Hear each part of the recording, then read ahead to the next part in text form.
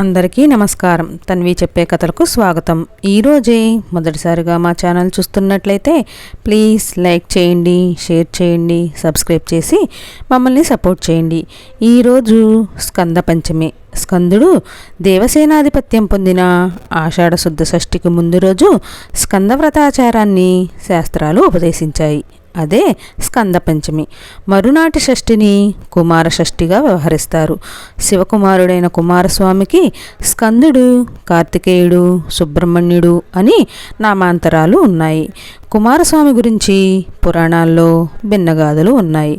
బ్రహ్మవైవర్త పురాణం ప్రకారం శివపార్వతులు నర్మదా తీరంలో మన్మథ క్రీడలో ఉండగా తనను మించిన ప్రభావవంతుడు ఉదయిస్తాడని ఇంద్రుడు భయపడి వారికి అంతరాయం కలిగించడానికి అగ్నిని నియమిస్తాడు.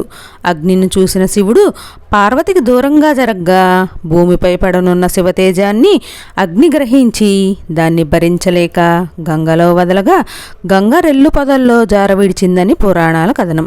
శరవణంలో జన్మించినవాడు శరవణు అయ్యాడు. కృత్తితులుగా పిలిచే 6 మునిపత్నులు ఆ శిశువుని బదరికావనం తీసుకుపోయారు. కృత్తికలు పెంచినాడు కనుక కార్తికేయుడైనాడు. బ్రహ్మపురాణంలో సనత్కుమారి వృత్తాంతం ఉంది. బ్రహ్మమానసపుత్రుడు పరమ వైరాగ్యమూర్తి అయిన సనత్కుమారుడికి ఒక కల వచ్చింది. ఆ కలలో తాను దేవసైనాధిపత్యం వహించి రాక్షసులతో యుద్ధం చేస్తున్న దృశ్యం కనిపించింది. ఊహలోకమే వద్దనుకునేవాడికి ఈ కల ఏమిటని సనత్కుమారుడు బ్రహ్మను అడిగాడు. అది రాబోయే జన్మలో నిద్ర అన్నాడు బ్రహ్మ. ఈ విషయం శివపార్వతులకు తెలిసి సనత్కుమారుడు వంతడాడికి మరో జన్మ ఉంటే అతడు తమకు సంతానమైతే బాగుంటుందని అభిప్రాయపెడతారు. తపోనిమగ్నుడైన సనత్కుమారుడి వద్దకు వెళ్ళి శివుడు పలకరిస్తే అతడు మాట్లాడలేదు.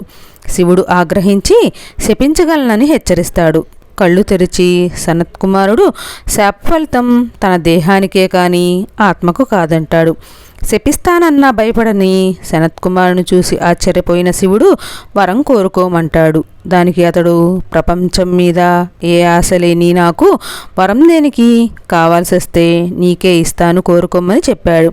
ఆ అవకాశం జారవించుకోరాదని శివుడు అతన్ని తనకు పుత్రుడుగా పుట్టాలని అడుగుతాడు. అడిగింది శివుడు గనక సనత్కుమారుడు శివుడు గర్భంలో ఒక నిప్పు ముద్దగా ప్రవేశించాడు. అది శివుడి 3వ కంటి నుంచి శరవణంలో పడి కుమార రూపం ధరించింది. కృత్తికా స్త్రీలు తన స్తన్యంతో పోషించాడు. స్కందుడు శూరపద్మనాసురుణ్ణి, తారకాసురుణ్ణి, అంధకాసురుణ్ణి సంహరించాడు. సుబ్రహ్మణ్యుని వాహనం నెమలి. నెమలి నెత్తనం ఓంకార రూపం. అతడు ప్రణవరూపుడు. కోడిపుంజు అతడి ధ్వజం. కోధ్వని జ్ఞానభానోదయానికి సంకేతం. స్కందుడి చేతిలోని ఆయుధం ఇచ్ఛ, జ్ఞాన, క్రియాశక్తుల రూపం. దక్షిణ భారతదేశంలో స్కంద పూజకు విశేష ప్రాచుర్యం ఉంది. అక్కడ ప్రసిద్ధ సుబ్రహ్మణ్య క్షేత్రాలు ఉన్నాయి. ఆంధ్రప్రదేశ్లోని సామర్లకోట స్కందరామంలోని శివలింగాన్ని కుమారస్వామి ప్రతిష్ఠించినట్టు చెబుతారు. ఇంకా పంచమి నాడు ఉపవాసం ఉండి షష్ఠి నాడు కుమారస్వామిని పూజించడం ఓ సాంప్రదాయంగా వస్తుంది. నాగదోషాలకు సంతానలేమి, జ్ఞానవృద్ధికి, కుజదోష నివారణకు సుబ్రహ్మణ్య ఆరాధనమే తరుణోపాయం. స్కంద పంచమి షష్ఠి రోజుల్లో శ్రీవల్లీ దేవసేన సమేత సుబ్రహ్మణ్యేశ్వర స్వామిని భక్తి శ్రద్ధలతో ఆరాధిస్తే సకల సంపదలు, సుఖవంతమైన జీవితం చేకూరుతుందని పురోహితులు చెబుతున్నారు.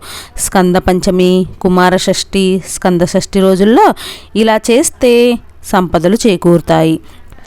తెలుగునాట సుబ్రహ్మణ్యేశ్వర స్వామి అంటే నమ్మకం ఎక్కువ. పిల్లలు పుట్టకపోయినా జాతకం ప్రకారం ఎలాంటి దోషాలు ఉన్నా కూడా ఆ స్వామిని పూజిస్తే ఫలితం లభిస్తుందని నమ్ముతారు. ఇంతకీ సుబ్రహ్మణ్యేశ్వర స్వామి జన్మించింది ఎప్పుడు అంటే కుమార షష్ఠి రోజే. శివుడు ఓసారి తీవ్రమైన ధ్యానంలో ఉన్నాడు. ఆ సమయంలో మన్మధుడు ఆయన ధ్యానానికి ఆటం కలిగించాడట. అంతే, మన్మధుడి మీద శివునికి విపరీతమైన కోపం వచ్చేసింది. వెంటనే తన 3వ కన్ను తెరిచి మన్మధుడిని భస్మం చేసేశాడు. అదే సమయంలో ఆయన నుంచి గొప్ప తేజస్సు కూడా బయటకు వచ్చింది.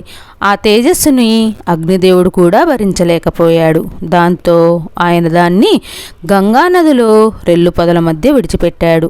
ఆ తేజస్సే కుమారస్వామిగా అవతరించింది. కుమారస్వామి అవతరించింది ఆషాఢమాసంలోని షష్ఠి తిథి నాడే అని కొందరి నమ్మకం.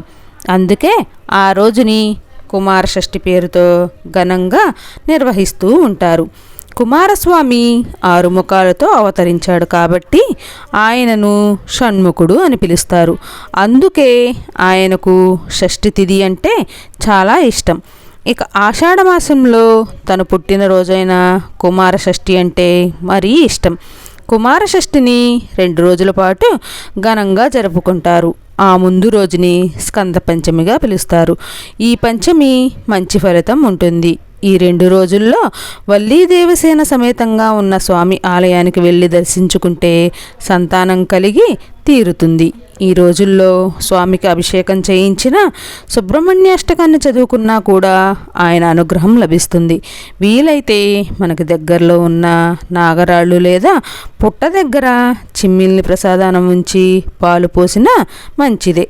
స్కంద పంచమి కుమార షష్ఠి రోజుల్లో ఇలా స్వామిని గనక ఆరాధిస్తే జాతకపరంగా ఎలాంటి దోషాలు ఉన్నా తొలగిపోతాయట. సంతానం కలగాలన్నా సంపదలు రావాలన్నా ఈరోజు స్వామిని పూజించాలి. కోర్టు లావాదేవీల్లో విజయం సాధించాలన్నా, రాబోయే పరీక్షల్లో మంచి మార్కులు రావాలన్నా ఈ స్కంద పంచమి షష్ఠి తిథుల్లో స్వామిని తలుచుకోవాలి.